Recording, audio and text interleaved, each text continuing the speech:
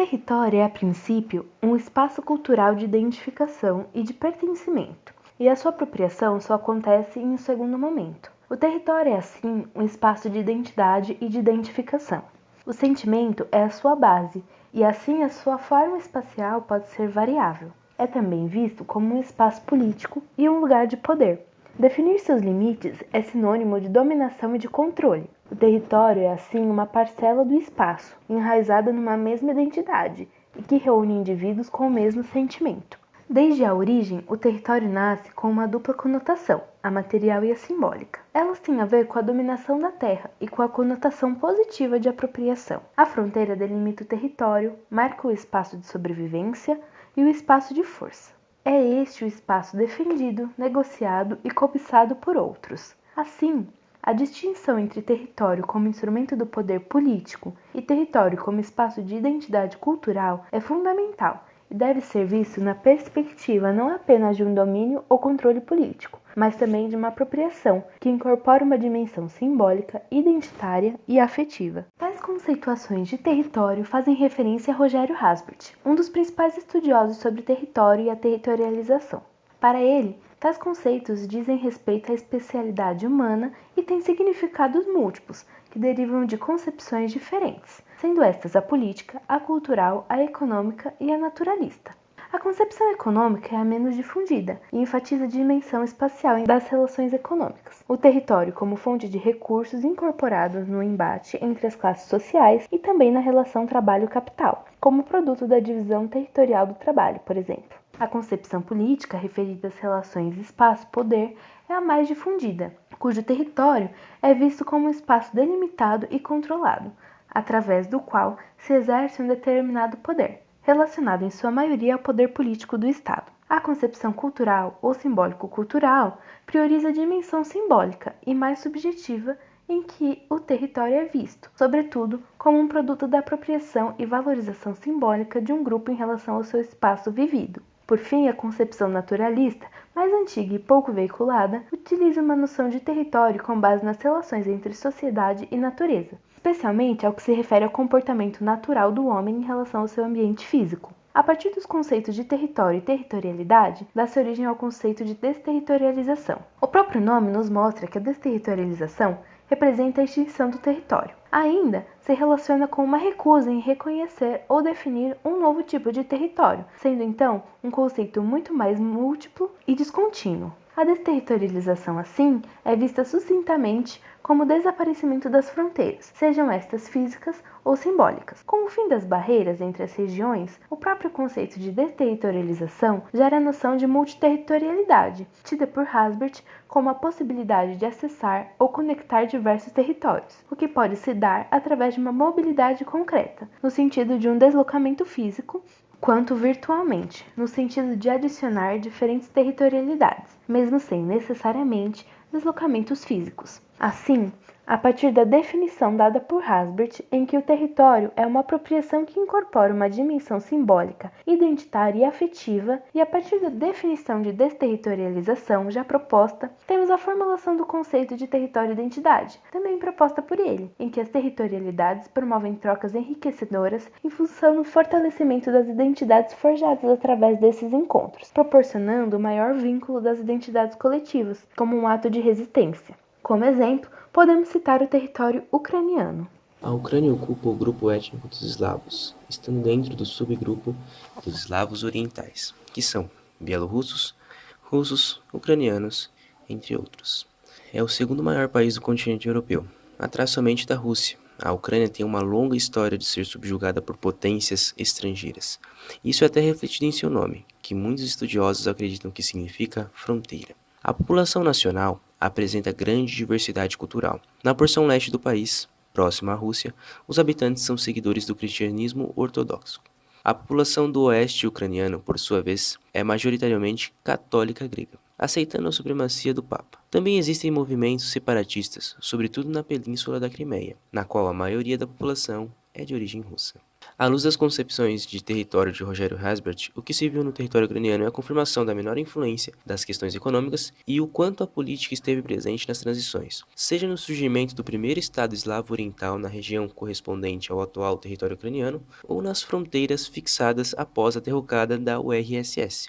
Obviamente, nos primeiros casos de assentamento humano da Ucrânia, que recuam a quase 6.450 a.C., as questões políticas não são claramente identificáveis, e as dimensões simbólicas e de sobrevivência tinham destaque. Em torno de 800 d.C., por conta da influência divina do reino dos Khazares, que é povo símbolo da tradição russa, grande parte da população converteu-se ao judaísmo. Durante os séculos X e XI, o território da Ucrânia tornou-se o centro de um estado poderoso e prestigiado na Europa, a Rússia Kieviana, o que estabeleceu a base das identidades nacionais ucraniana e das demais nações eslavas orientais nos séculos subsequentes. Esse território foi reivindicado por questões culturais, mas a principal motivação do líder chamado Oleg foi a expansão territorial. Posteriormente, na mesma região, um líder chamado Vladimir I introduziu o cristianismo com seu próprio batismo e, por decreto, estendeu-o a todos os habitantes de Kiev e além. Com o término da Segunda Guerra Mundial, as fronteiras da Ucrânia soviética foram ampliadas na direção oeste, unindo a maior parte dos ucranianos sobre uma única entidade política. A maioria da população não ucraniana dos territórios anexados foi deportada. Após a guerra, a Ucrânia tornou-se membro das Nações Unidas. Em fevereiro de 1954, Khrushchev, aproveitando também a ocasião das comemorações dos 300 anos do Tratado de Pereyaslav, acatou a sugestão e a Crimeia deixou de ser parte da República Socialista Federada Soviética da Rússia, para passar a integrar a República Socialista Soviética da Ucrânia. Após 1985, com a subida de Mikhail Gorbachev ao comando da URSS, teve início a Perestroika, e nacionalistas ucranianos e comunistas fundaram o Movimento Popular Ucraniano pela Perestroika, que reivindicava uma maior autonomia econômica e política, e venceu as eleições legislativas de março de 1990. Em 16 de julho de 1990, a Soviete Supremo, que é o parlamento da Ucrânia, proclamou a soberania da República.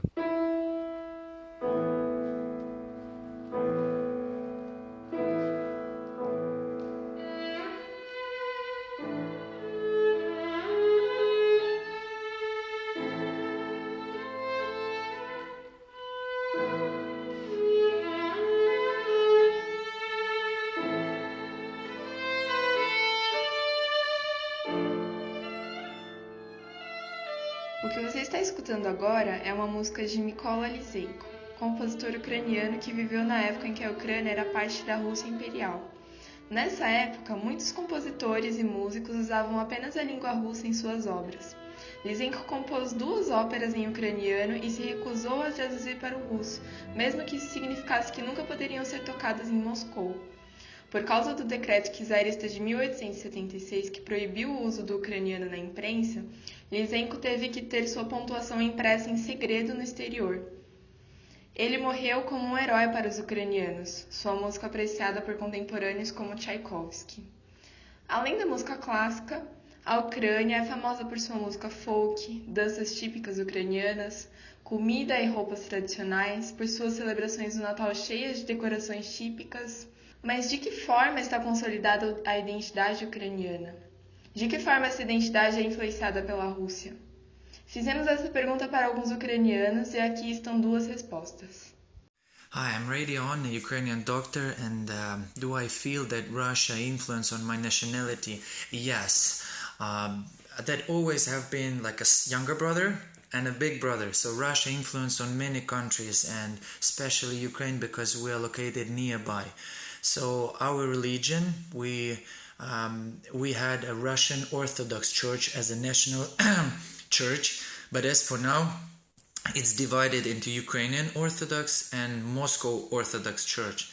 So economics, Russia always wanted to influence on our economic, to bring gas, oil from Russia and do a good prices. But for now, they cancelled all of that, so we are in a bad situation for that. Also, traditions. Russia always wanted, to influence and bring their traditions more than Ukrainians, but still we are trying to keep our traditions as well for now. So thanks. So my name is Christina. I'm from Eastern Ukraine, from the city called Kharkiv.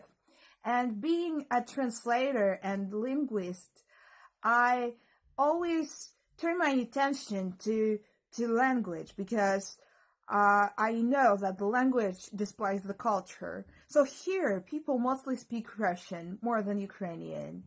And that's because people, they watch a lot of Russian TV shows and other stuff.